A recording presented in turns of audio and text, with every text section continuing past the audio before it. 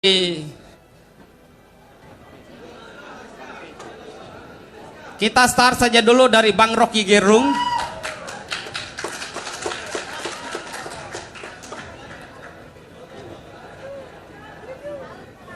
Sekitar 15-20 menit untuk menyampaikan narasi awal bagi kita berkenaan dengan tema kita, Indonesia kita menyongsong suksesi kepemimpinan nasional.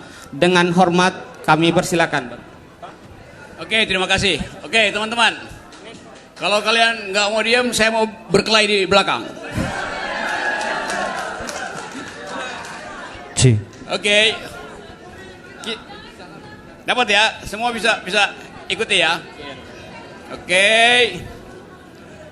Boleh nggak saya dapat kepastian bahwa 12 detik setelah saya sampai di depan, tempat ini udah sunyi? 1, 2, 3, 4, 5, 6, 7, 8, 9, 10, 11, 12. Oke, saya mulai ya. Tema kita malam ini menyongsong suksesi kepemimpinan nasional. Kata menyongsong, seolah-olah kita ingin menyambut suksesi itu. Padahal yang kita inginkan, kita percepat suksesi itu. Tinggal kita kasih argumen, kenapa kita mesti percepat itu. Tentu secara normatif, konstitusi kita mengatur sirkulasi elit, yang kita sebut sebagai suksesi itu sirkulasi elit, setiap 5 tahun.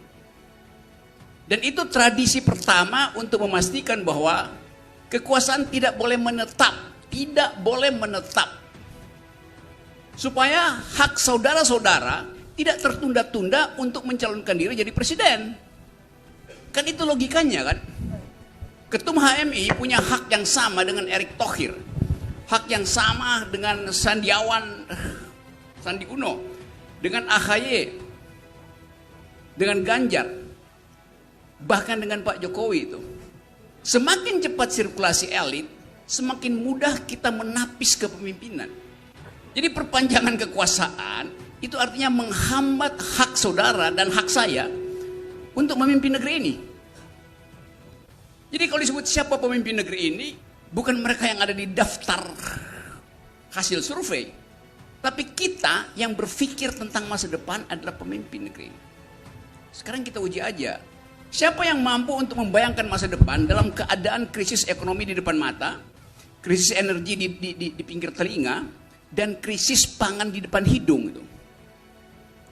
Itu soal yang pasti terjadi satu semester ini karena perang Rusia Ukraina akan jadi, bisa dipastikan akan jadi permulaan perang dunia ketiga. Karena Amerika tidak mungkin lagi menahan kemampuan ekonominya untuk diujikan di dalam perang. Kita tahu teori perang itu diselenggarakan kalau ada krisis ekonomi. Jadi untuk membuka peluang lapangan kerja, bikin perang aja. Dengan cara itu industri militer tumbuh. Itu satu masalah. Masalah berikutnya adalah kalau kita ingin bicara demokrasi dan bahkan membicarakan kepemimpinan masa depan, kita mulai hitung dari sekarang. Sumbu kebudayaan kita cukup nggak untuk menjamin bahwa suksesi itu terselenggara karena pertarungan akal pikiran, pertarungan argumen, bukan karena pertarungan sentimen. Jadi dasar-dasar itu yang akan kita percakapan malam ini. Nah, saya mau memperlihatkan dulu bahwa suksesi Indonesia yang dijadwalkan 2024 bisa dibatalkan oleh proses-proses politik global. Kita lihat tadi, saya barusan baca koran, sejumlah kepala daerah sudah selesai masa tugasnya. Karena itu kemudian akan berlaku prinsip kepala daerah baru tidak lagi dipilih, tetapi diangkat oleh Menteri Dalam Negeri berdasarkan persetujuan Presiden. Sekarang kita mulai bertanya, kalau pengangkatan itu dilakukan karena kedaruratan, maka kita pastikan kedaruratan itu berapa lama. Kan argumennya, Pemilu ditunda karena tidak mungkin melakukan pilkada secara reguler. Lalu dicari jalan keluar, yaitu diangkat. Oke. Sekarang kita uji dalil itu tuh. Diangkat artinya dia tidak punya legitimasi. Seseorang yang diangkat hanya bertanggung jawab pada orang yang mengangkat. Seseorang yang dipilih dia bertanggung jawab pada pemilihnya tuh. Prinsip itu udah dilanggar, satu. Tapi kita anggap oke, itu diskresi. Tapi diskresi yang 2,5 tahun, itu artinya penipuan terhadap demokrasi. Jadi kita bicara tentang suksesi kepemimpinan, yang terjadi suksesi berdasarkan penunjukan. Itu bukan suksesi namanya. Jadi Anda bayangkan bahwa 2,5 tahun ke depan, seluruh pemerintahan daerah, 200 berapa itu? 270 akan dipimpin oleh orang yang tidak kita pilih. Kalau 2,5 bulan oke, ini 2,5 tahun. Dan itu dinyatakan sah karena dianggap kan sudah ada undang-undangnya. Lalu undang-undang itu mensahkan sesuatu yang buruk. Dan itu buruk buat kita. Tapi belum bisa bikin pemilu. Loh, bikin pilkada itu persiapannya cuma 6 bulan butuhnya. Tanya sama Bawaslu. Bawaslu bisa lakukan itu dalam 6 bulan. Kenapa mesti 2,5 tahun? Itu juga menghina Bawaslu, menghina KPU. Seolah-olah nggak bisa bikin pilkada. Padahal dengan gampang itu dilakukan, bahkan bisa dibuat dalam 3 hari. Pakai apa? Pakai teknologi itu. Selesai masalahnya. Karena itu kita mulai mencurigai, kenapa diperpanjang 2,5 tahun? Dan melalui penunjukan, bahkan disebutkan di situ bahwa diutamakan kepolisian dan tentara. Tadi ada kasus Kepala Badan Intelijen Daerah Sulawesi Tengah, pangkatnya Brigjen, akan jadi pejabat sementara atau PLT Bupati di Seram di Maluku selama 2,5 tahun. Yang pasti melanggar undang-undang. Kan nggak boleh militer aktif jadi memegang kekuasaan sipil, melanggar undang-undang. Tapi kita sudah tahu jawaban Pak Jokowi nanti itu. Kita rubah aja undang-undangnya. Nah, hal-hal seperti ini yang menghina akal sehat kita. Kalau kita bahas panjang itu mulai dari Omnibus Law segala macam. Jadi prinsip pertama demokrasi dibatalkan justru oleh undang-undang. Atas nama hukum positif, demokrasi dihilangkan. Kita bayangkan itu misalnya berlangsung 2022-2023, lalu terjadi konsolidasi kekuasaan untuk menyatakan bahwa Indonesia ada dalam keadaan darurat karena ada kekacauan, kan semua orang pasti protes. Lalu dihadirkanlah undang-undang keadaan darurat. Kita mau bayangkan yang buruk.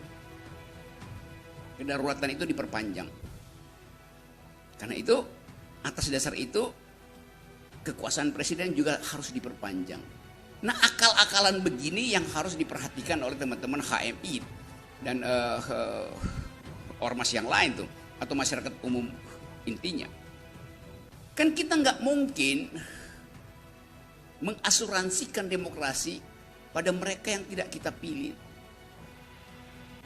Jadi kalau ada perkataan ini yang memperpanjang oligarki, pasti itu. Nah karena itu saya menganggap bahwa dari Bima kita mesti mulai mengawasi kekuasaan dengan kapasitas intelektual. Minimal itu, maksimal dengan kapasitas demo tuh.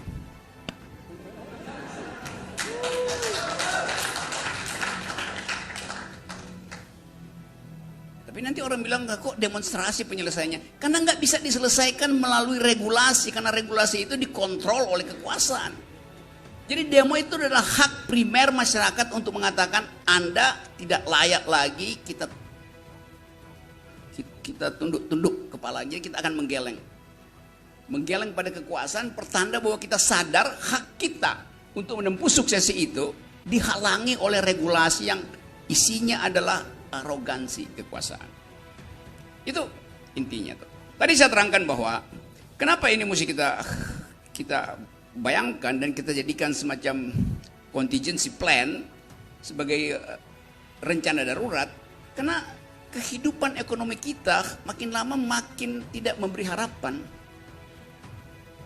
Kalau sekarang misalnya kita bicara tentang sistem dunia itu, Presiden Jokowi pergi ke Amerika berupaya untuk membujuk Elon Musk untuk investasi di Indonesia.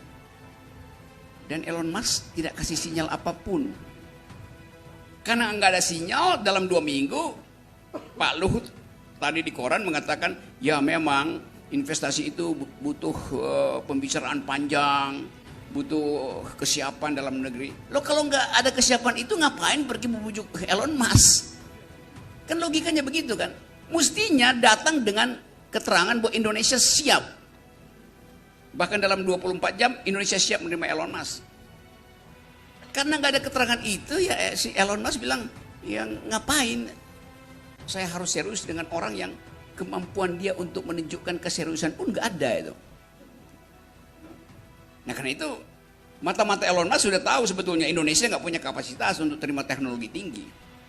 Jadi buat apa saya pakai jas? Dia pakai kaos oblong aja kan. Lalu orang mulai merasa bahwa memang Indonesia nggak diperhatikan. Minggu lalu Elon Musk ketemu dengan Presiden Brasil, dia pakai jas. Kenapa dengan Presiden Indonesia dia pakai kaos oblong tuh? Jadi itu yang disebut penghinaan terhadap profil internasional. Pak Jokowi nggak punya lagi profil internasional untuk memberi sinyal pada luar negeri bahwa dia adalah pemimpin. Bagi Elon Musk, ya dia peminta-minta. Dan tentu orang semacam Elon Musk, dia bikin riset, dia bisa kirim bisnis intelijen dia untuk tahu siapa Pak Luhut Panjaitan. Berapa banyak ekstraktif industri tambang yang dikuasai oleh beliau dari Papua sampai Bima. Di Bima mungkin masih rencana itu. Tapi orang akhirnya berpikir begitu. Jadi sekali lagi, yang saya mau terangkan adalah bahwa krisis ekonomi ada di depan mata kita. Itu berarti kemampuan Indonesia untuk membayangkan masa depan dengan sendirinya dibatalkan oleh krisis ekonomi. Tapi nanti pemerintah bilang, ya ini kan karena ada pandemi, ada perang, maka krisis ekonomi. Oh enggak, sebelum perang dan sebelum pandemi pun kita udah mengalami krisis ekonomi itu.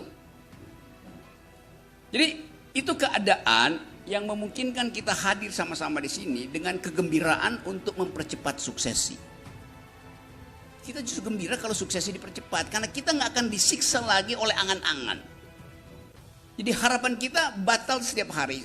Ibu Sri Mulyani beberapa hari yang lalu mengatakan ekonomi Indonesia ada di dalam kerumitan dan dalam situasi yang dia pakai istilah, pokoknya istilah itu membuat kita merasa bahwa sebetulnya Sri Mulyani udah mau angkat tangan dan mau lempar handuk. Ruwet. Jadi bagi Bima misalnya, apa problemnya? Tentu Bima tidak ingin terlibat dalam kerumitan yang ada di istana. Dan Presiden Jokowi lebih senang untuk tampil tiba-tiba ada headline ketemu Elon Musk, lalu datang ke perkawinan yang bakal terjadi dengan seorang putra Bima. Jadi kalian juga kayak Nah teman-teman semua, ini problem kita tuh. Kita mau pastikan bahwa bangsa ini bisa berjalan lebih cepat di garis lurus demokrasi. Nah penghalang-penghalang itu yang mau kita bicarakan hari ini. Kenapa suksesnya akan terhalang? Pertama karena arogansi kekuasaan. Kita lihat misalnya, kita mau tahu apa pikiran Erick Thohir tentang harga jagung di Bima yang fluktuasinya antara berharga lalu tiba-tiba tidak berharga. Apa pikiran Erick Thohir yang menguasai BUMN pupuk itu terhadap harga pupuk di petani yang tiba-tiba dikendalikan oleh para calo tuh? Gak ada pikiran itu. Padahal dia mau jadi presiden. Kalau dia datang ke sini misalnya, dia akan jadi gagu menghadapi pertanyaan seorang petani Bima. Tentu Erick Thohir bergembira sebagai calon presiden karena dia cuma disorot di TikTok sambil joget-joget tuh. Jadi saya terangkan ulang hal yang sedang saya kampanyekan sekarang. Suksesi itu artinya pergantian elit. Jadi bukan cuma presiden, seluruh sistem itu mesti kita ganti. Dan standarnya bukan hasil survei. Standarnya yang kita buat. Kita bikin kalkulasi sejak sekarang bahwa seseorang elektabilitasnya bisa tinggi tapi intelektualitasnya drop. Ngapain kita pilih pemimpin yang elektabilitasnya tinggi tapi IQ-nya itu 0. Sehingga gugup dan gagap bertengkar di forum internasional tuh. Jadi olok-olok dunia itu. Yang kedua, buat apa elektabilitas tinggi tapi etikabilitasnya tuh rendah itu. Nah karena itu tolong viralkan bahwa prinsip memilih pemimpin ke depan itu untuk menyongsong suksesi. Pertama, dia harus beretika lebih dahulu, etikabilitas. Kedua, dia punya intelek yang cukup, intelektualitas, karena dia mesti membaca perkembangan politik dunia, teknologi dunia, ekonomi dunia tuh. Yang ketiga baru elektabilitas. Jadi elektabilitas dimaksudkan untuk menguji dua ini, intelektualitas, etikabilitas itu. Itu prinsip pertama. Prinsip kedua, kalau daftar calon presiden itu tiba di depan saudara dan diminta untuk siapa yang Anda pilih, katakan, ya saya pilih nomor 1. Nomor 1 yang saya coret. Nomor 2 saya pilih nomor 2 yang saya coret. Jadi kita mencoret mereka itu dari daftar, bukan kita pilih sebetulnya itu. Pajang di seluruh perapatan di Bima, ini calon presiden, kita coret satu-satu. Jadi yang dipamerkan oleh KPU misalnya, ini KPU kasih, ini yang akan dipilih. Oke, mahasiswa akan bilang, oke, kita pilih siapa yang pertama kali kita coret? Track. Yang kedua, track. Sah enggak itu dalam demokrasi? Sah dalam demokrasi. Karena daftar itu mesti datang dari persetujuan rakyat, bukan persetujuan lembaga survei, bahkan bukan persetujuan KPU. KPU itu hanya penyelenggara, panitia penyelenggara, bukan penentu daftar itu. Apalagi kalau kita kaitkan itu dengan hak rakyat untuk memilih seseorang yang tidak ada dalam daftar. Kenapa dia tidak dalam daftar? Karena terhalang oleh aturan 20%. Kan itu intinya kan? Ini Profesor Fissabillah Haq.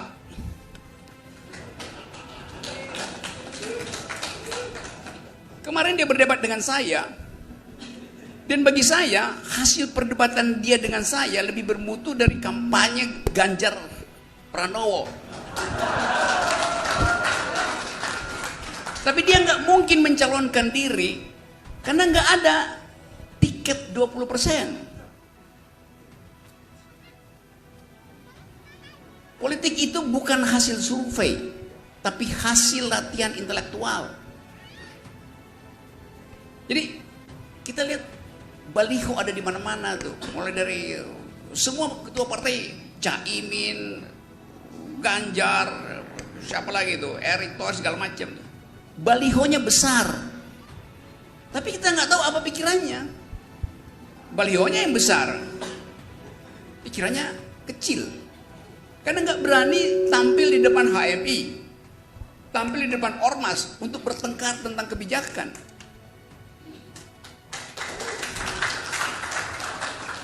Kalau kita lihat di dalam tradisi dunia,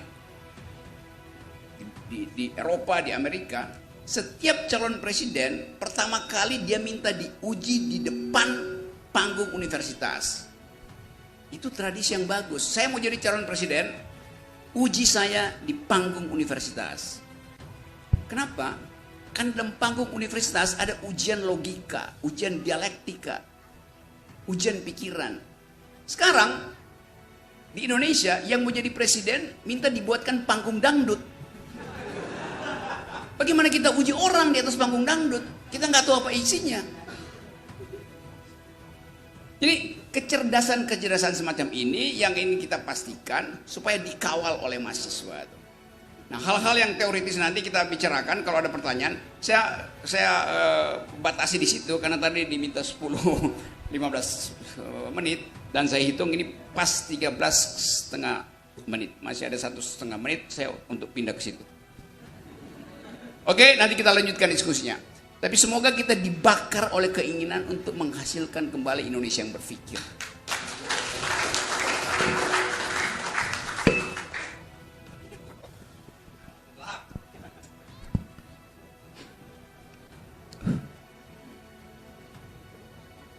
Baik, cukup menarik, bergizi, sepertinya daging semua ya. Apa yang disampaikan tadi, bahwa yang pokok tadi adalah berkenaan dengan menyongsong kepemimpinan adalah hubungannya dengan sirkulasi elit. Dan hal ini mengingatkan saya pada diskusi beberapa waktu lalu sebelum saya alihkan mic ke samping saya. Jadi ada beberapa gelombang sirkulasi elit di negeri ini sejauh yang saya tahu. Pertama adalah ditandai dengan gelombang pertama sirkulasi elit yang disebut dengan intelektual pemikir. Di sana ada Natsir, ada Soekarno, ada Hatta, ada Agus Salim, dan beberapa pemikir lainnya. Kemudian pada gelombang berikutnya ternyata justru lahir gelombang militer ideologis elit kita. Di sana ada Nasution, ada Harto, dan yang lain-lain. Kemudian yang terakhir adalah gelombang teknokrat